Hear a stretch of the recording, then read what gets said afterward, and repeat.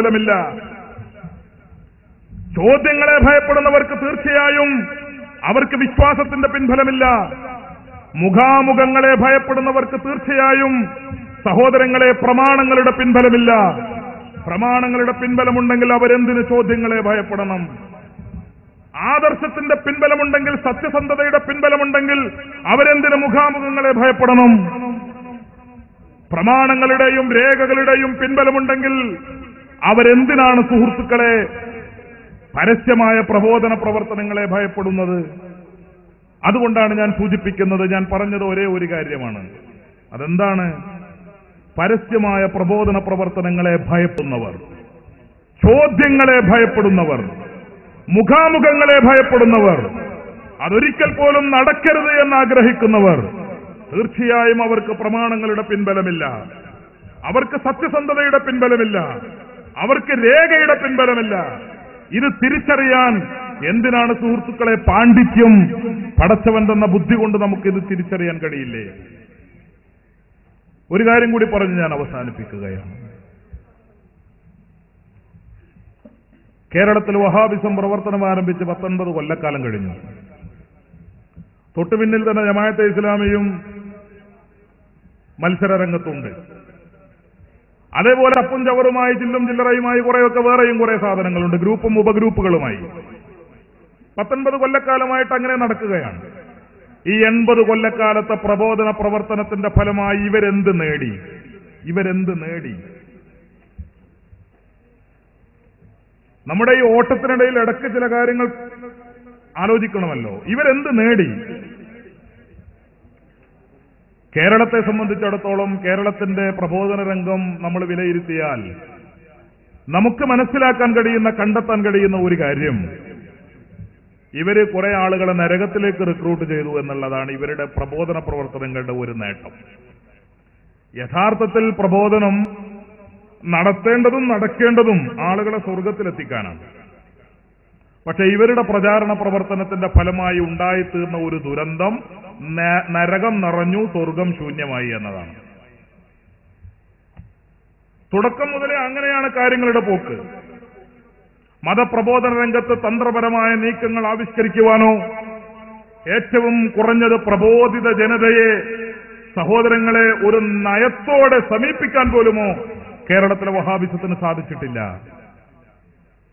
1920കളിൽ രംഗത്ത് വന്നതിന് ശേഷം ആദ്യമായി പ്രചരിപ്പിച്ചത് എന്തായിരുന്നു? കേരളത്തിൽ നിലവിലുള്ള മുസ്ലിമീങ്ങളാരും മുസ്ലിമീങ്ങളല്ല എന്നായിരുന്നു, അല്ലേ? കേരളത്തിൽ നിലവിലുള്ള മുസ്ലിമീങ്ങളല്ല, അവർ കാഫിറുകളാണ് എന്ന് പറഞ്ഞു. ഉമർ മൗലവിയുടെയൊക്കെ ലേഖനങ്ങളും പുസ്തകങ്ങളും പ്രസിദ്ധീകരണങ്ങളും മറിച്ചു നോക്കിയാൽ ഓക്കാനം വരും അറിയാതെ.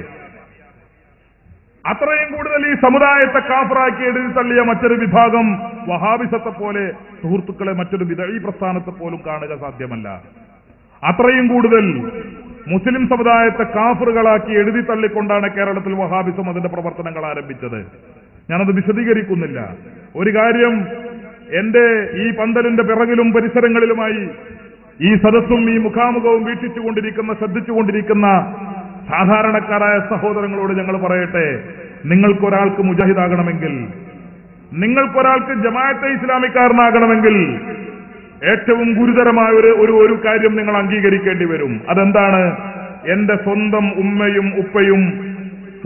ഉമ്മയും ഉപ്പയും കാഫിറുകളാണ്, അവര് മുസ്ലിങ്ങളല്ല എന്ന് സമ്മതിക്കാതെ ഒരാൾക്ക് മുജാഹിദാവുക സാധ്യമല്ല. എനിക്കതിന് സാധ്യമാണ് എന്ന് പറയുന്ന മുജാഹിദ് ഉണ്ടെങ്കിൽ അവർക്കുള്ളതാണ് ആ കസേര, അവർക്ക് വരാം. എന്റെ ഉമ്മയെ തള്ളിപ്പറയാതെ, എന്റെ ഉപ്പയെ തള്ളിപ്പറയാതെ പോകട്ടെ. ഉമ്മയും ഉപ്പയും അല്ലെങ്കിൽ കുറഞ്ഞത് വലിയുപ്പയെയും വലിയുമ്മയെയും എങ്കിലും തള്ളിപ്പറയാതെ, വലിയുമ്മയും വലിയുപ്പയും അവര് കാഫിറുകളാണ് എന്ന് പറഞ്ഞ് എഴുതി തള്ളാതെ സുഹൃത്തുക്കളെ ഒരു വ്യക്തിക്ക് മുജാഹിദാവുക സാധ്യമല്ല, ജമാഅത്തെ ഇസ്ലാമിയാവുക സാധ്യമല്ല. കേരളത്തിൽ പിറന്നു വീഴുന്ന ഏതൊരു കുഞ്ഞും ഒരു മുസ്ലിം കുഞ്ഞ് ലാ ഇലാഹ ഇല്ലല്ലാഹു എന്ന തൗഹീദിന്റെ ശബ്ദം കേൾക്കുന്നത് സ്വന്തം ഉപ്പയുടെ അല്ലെങ്കിൽ ബന്ധപ്പെട്ടവരുടെ ചുണ്ടിൽ നിന്നാണ്. പ്രസവിക്കപ്പെട്ട ഉടനെ വലതു ചെവിയിൽ ബാങ്കും ഇടതു ചെവിയിൽ ഇഖാമത്തും കൊടുത്തുകൊണ്ട് ഒരു സുന്നത്ത് നിർവഹിക്കാറുണ്ട് നമ്മൾ. ആ സുന്നത്തിലൂടെ തൗഹീദിന്റെ ശബ്ദം കേൾപ്പിക്കുന്ന കുട്ടിയെ ആര്? ഒരു പക്ഷേ ഉപ്പ തന്നെ, അല്ലേ? ഉപ്പ കയ്യിൽ പിടിച്ചുകൊണ്ട് മകന്റെ അല്ലെങ്കിൽ മകളുടെ ചെവിയിൽ ബാങ്ക് കൊടുക്കുകയാണ്, ഇഖാമത്ത് കൊടുക്കുകയാണ്. അങ്ങനെ ലാ ഇലാഹ ഇല്ലല്ലാഹു എന്ന ശബ്ദം ആദ്യമായി കേൾക്കുന്നു ഉപ്പയുടെ ചുണ്ടിൽ നിന്ന്. രണ്ടാമത് ഉമ്മ കുട്ടിയെ താരാട്ട് പാടി ഉറക്കുകയാണ്. വാവിട്ട് കരയുന്ന കുഞ്ഞിനെ ഉറക്കുന്നതിന് വേണ്ടി ഉമ്മ താരാട്ട് പാടുന്നു. എന്താ താരാട്ട്? ഇന്ന് കേൾക്കുന്ന താരാട്ടല്ല. ആ താരാട്ടും ലാ ഇലാഹ ഇല്ലല്ലാഹയാണ്, അല്ലേ? ഒരു പ്രത്യേക ഈണത്തിലും ശബ്ദത്തിലും ഉമ്മ താരാട്ട് പാടുന്നത് കേട്ട വലിയവർ പോലും ഉറങ്ങിപ്പോകും. അങ്ങനെ ലാ ഇലാഹ ഇല്ലല്ലാഹ് ചൊല്ലി കുട്ടിയെ ഉറക്കുകയാണ്. ആ ലാ ഇലാഹ ഇല്ലല്ലാഹ് ഉമ്മയുടെ ചുണ്ടിൽ നിന്ന് രണ്ടാമത് കുഞ്ഞ് കേൾക്കുന്നു. ഈ ലാ ഇലാഹ ഇല്ലല്ലാഹ് തന്റെ കുഞ്ഞു ചെവിയിൽ ആദ്യമായി കേൾപ്പിച്ച സ്വന്തം ഉപ്പയെയും ഉമ്മയെയും അവര് മുത്തുനബിയെ വിളിക്കുന്നവരാണ് എന്ന കാരണത്താൽ നാട്ടിൽ ഒരു മുജാഹിദ് ഉണ്ടാകുന്നത്, നമ്മുടെ നാട്ടിൽ ഒരു ജമാഅത്തെ ഇസ്ലാമിക്കാരനുണ്ടാകുന്നത്.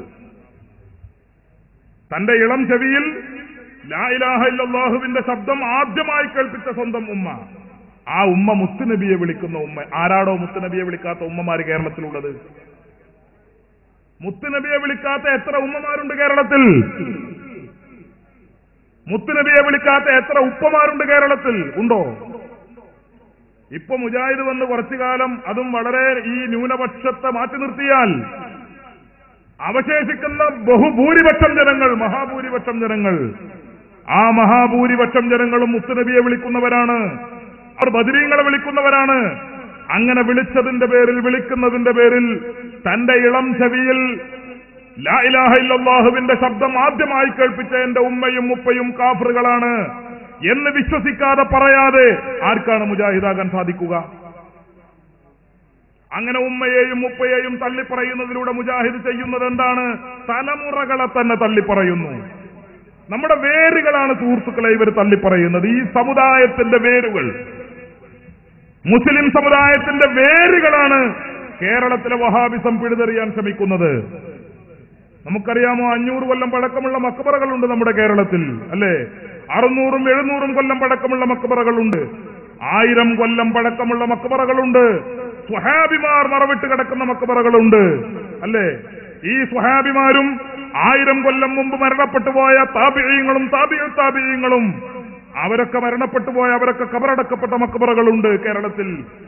ആ മക്ബറകളിൽ മരിച്ചു കിടക്കുന്ന ഓരോ മുസ്ലിമും മുത്തുനബിയെ വിളിച്ചവരാണ്, യാ റസൂലല്ലാഹ് എന്ന് വിളിച്ചവരാണ്. അങ്ങനെ വിളിച്ചവർ കാഫിറുകളാണ് എന്ന് മുജാഹിദ് പറഞ്ഞാൽ മുജാഹിദ് തള്ളിപ്പറയുന്നത് നമ്മുടെ തലമുറകളെയാണ്.